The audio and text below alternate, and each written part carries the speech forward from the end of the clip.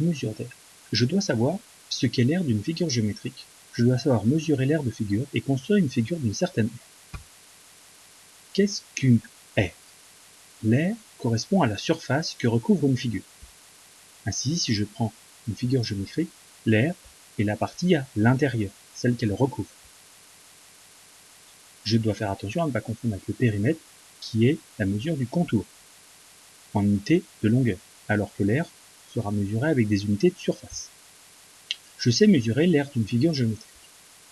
Je vais généralement travailler sur des quadrillages et on va me donner une unité d'aire. Je verrai plus tard que je vais avoir des unités spécifiques comme les centimètres carrés, mais généralement ça peut être des carreaux ou des triangles, et je vais regarder quelle est la définition de l'unité. Là, l'unité U est un petit carreau. Quelle est l'aire de la figure 1? Je vais donc regarder combien il y a de carreaux complets pour faire l'aire de cette figure. Je trouve 1, 2, 3, et ainsi de suite. J'ai au total mis 10 petits carreaux d'une unité d'aire, ce qui fait donc que l'aire de la figure 1, c'est 10 unités. Aire de la figure 2. Je fais de même et je pose les carreaux complets. J'en trouve 8. Ensuite, je vois que j'ai des carreaux incomplets. Je vais faire attention et remarquer que les demi-carreaux correspondent à la moitié d'une unité d'aire, donc je peux leur porter un certain nombre de fois. Des petits triangles foncés sera des moitiés d'unité. Et j'ai 3 demi-unités d'aire, ce qui fait 1,5 unités d'aire.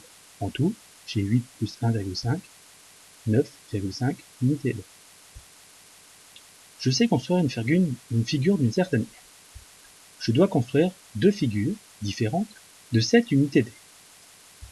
Attention, l'aire d'une figure, une figure géométrique, quand je veux mesurer son aire, elle doit être reliée que par des côtés, pas par des points. Ce qui fait que par exemple, si je prends deux carrés et que je relie que par un seul point, ce ne sera pas une figure géométrique, mais deux. Je dois donc avoir des figures qui sont de telle manière que j'ai mis les petits carreaux côte à côte. Là, j'ai mis cette petite unité d'aire côte à côte, et j'ai formé une figure géométrique de cette unité d'aire.